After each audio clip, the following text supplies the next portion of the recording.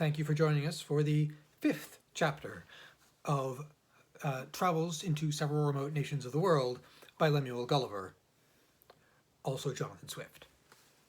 Chapter 5, in which the author, by an extraordinary stratagem, prevents an invasion. A high title of honor is conferred upon him. Ambassadors arrive from the Emperor of Blefuscu and sue for peace.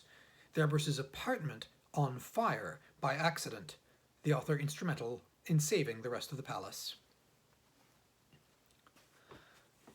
The Empire of Blefuscu is an island situated to the northeast of Lilliput, from which it is parted only by a channel of 800 yards wide. I had not yet seen it, and upon this notice of an intended invasion I had avoided appearing on that side of the coast for fear of being discovered by some of the enemy's ships, who had received no intelligence of me, all intercourse between the two empires having been strictly forbidden during the war upon pain of death, and an embargo laid by our emperor upon all vessels whatsoever. I communicated to his majesty a project I had formed of seizing the enemy's whole fleet, which, as our scouts assured us, lay at anchor in the harbour, ready to sail with the first fair wind. I consulted the most experienced seamen upon the depth of the channel, which they had often plumbed, who told me that in the middle, at high water, it was 70 glumgluffs deep, which is about 6 feet of the European measure, and the rest of it 50 glumgluffs at most. I walked toward the northeast coast, over against Blefuscu, where, laying down behind a hillock, I took out my small perspective glass and viewed the enemy's fleet at anchor, consisting of about 50 men of war and a great number of transports. I then came back to my house and gave orders, for which I had a warrant, for a great quantity of the strongest cable and bars of iron. The cable was about as thick as pack-thread, and the bars of the length and size of a knitting needle. I trebled the cable to make it stronger, and for the same reason I twisted 3 of the iron bars together, bending the extremities into a hook. Having thus fixed 50 hooks to as many cables, I went back to the northeast coast, and putting off my coat, shoes, and stockings, walked into the sea, in my leathern jerkin, about a half an hour before high water. I waded with what haste I could, and swam in the middle about 30 yards, until I felt ground again. I arrived at the fleet in less than half an hour. The enemy was so frightened when they saw me that they leapt out of their ships and swam to shore, where they could not be fewer than 30,000 souls. I then took my tackling, and fastening a hook to the hole at the prow of each, I tied all the cords together at the end.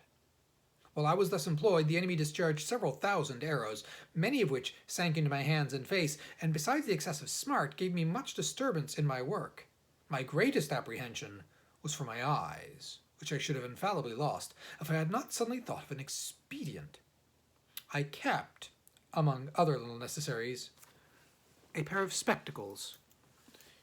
in a private pocket, which, as I observed before,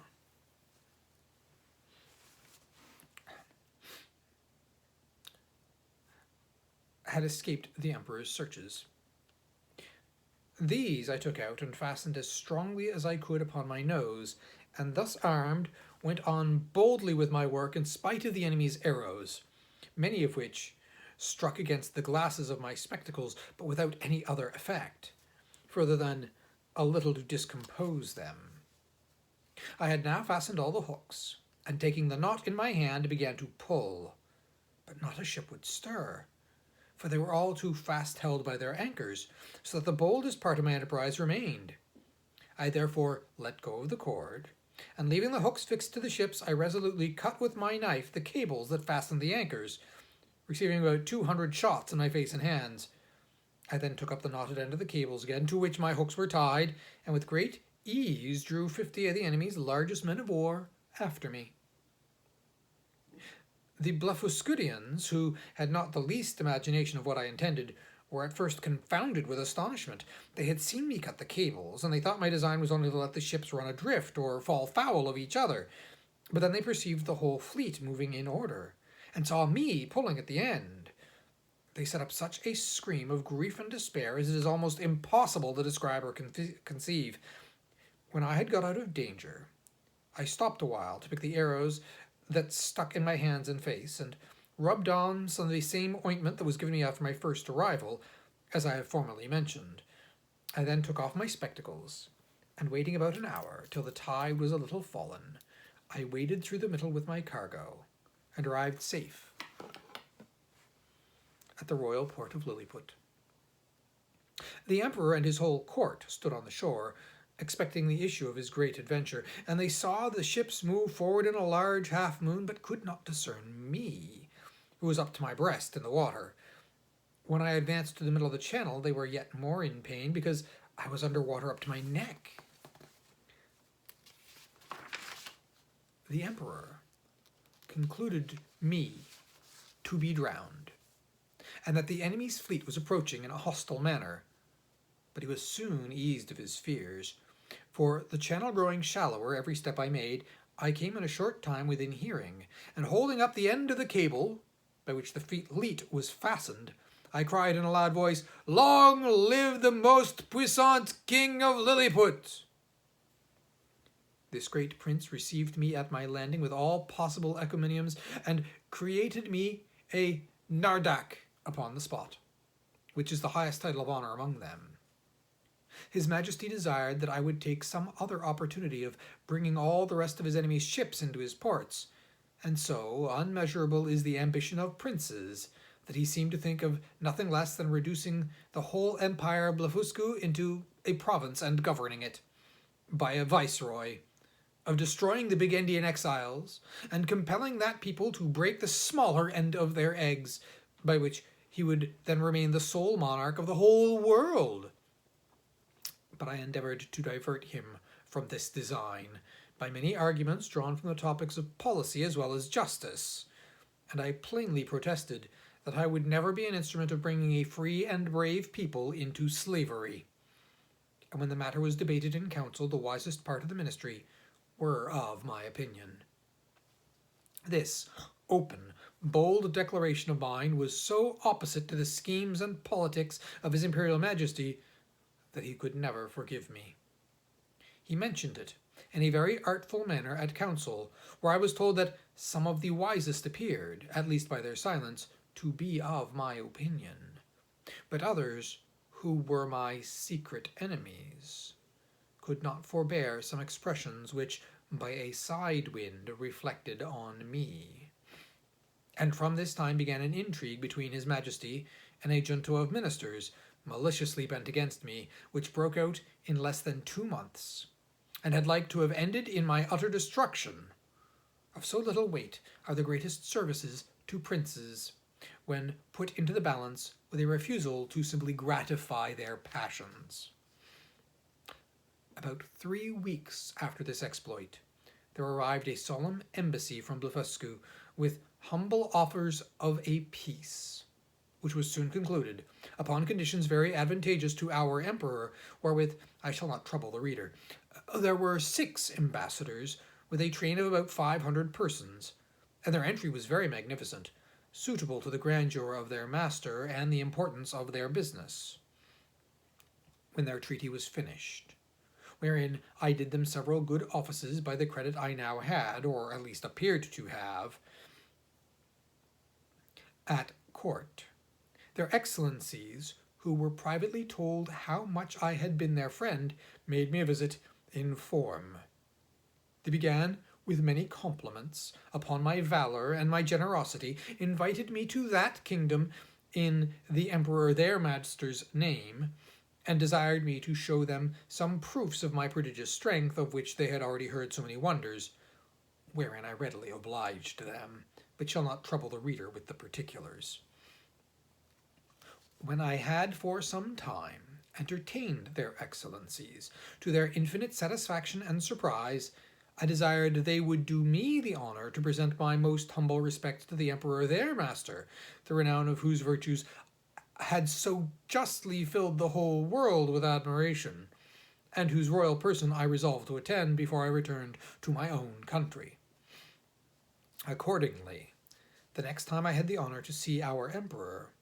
I desired his general license to wait on the Blefuscudian monarch, which he was pleased to grant me, as I could perceive in a very cold manner, but I could not guess the reason, till I had a whisper from a certain person that Flimnap and Bolgolam had presented my intercourse with those ambassadors as a mark of disaffection, from which I am sure my heart was wholly free. And this was the first time I began to conceive some imperfect idea of courts and ministers. It is to be observed that these ambassadors spoke to me by an interpreter, the languages of both empires differing as much from each other as any two in Europe, and each nation priding itself on the antiquity and beauty and energy of their own tongue, with an avowed contempt for that of their neighbor. Yet our emperor, standing upon the advantage he had got by the seizure of their fleet, obliged them to deliver their credentials and make their speech in the Lilliputian tongue.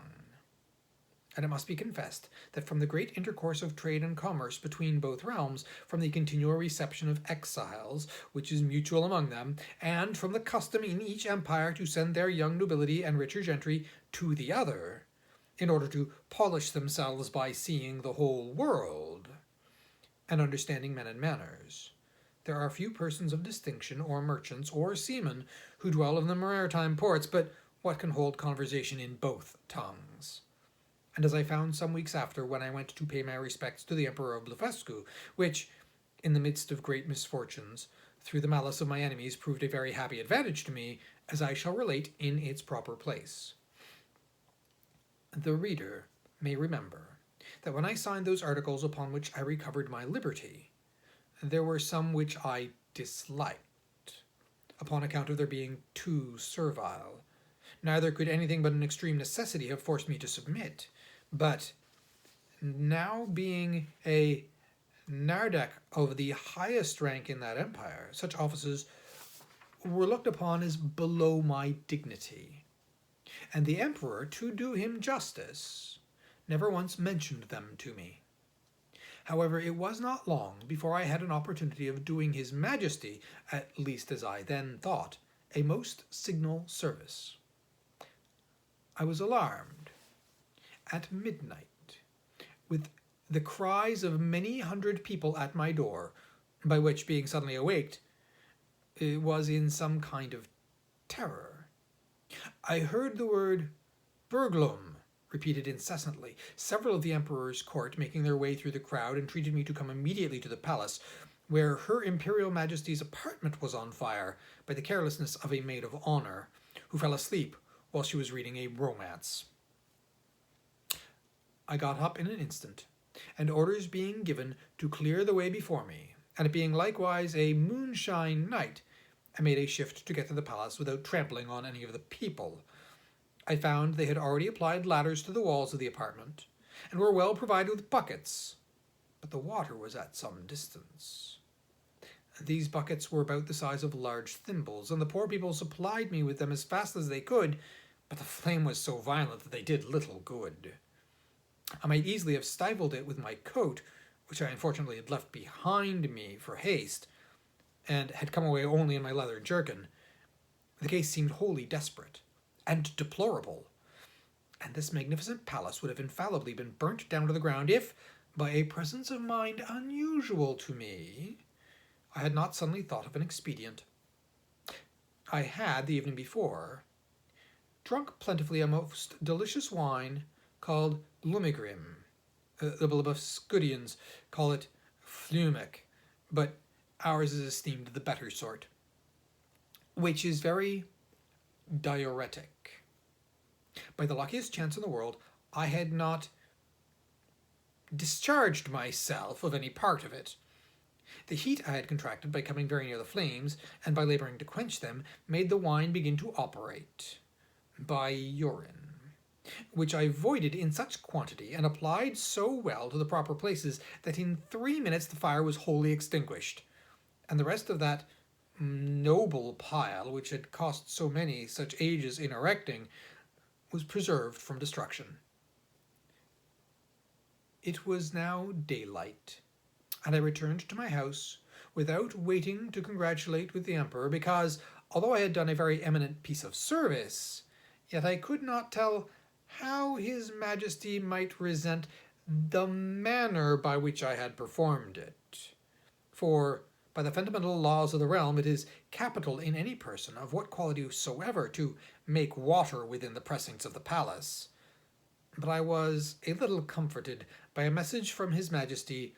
that he would give orders to the Grand Justiciary for passing my pardon in form, which, however, I could not obtain, and I was privately assured that the Empress, conceiving the greatest abhorrence of what I had done,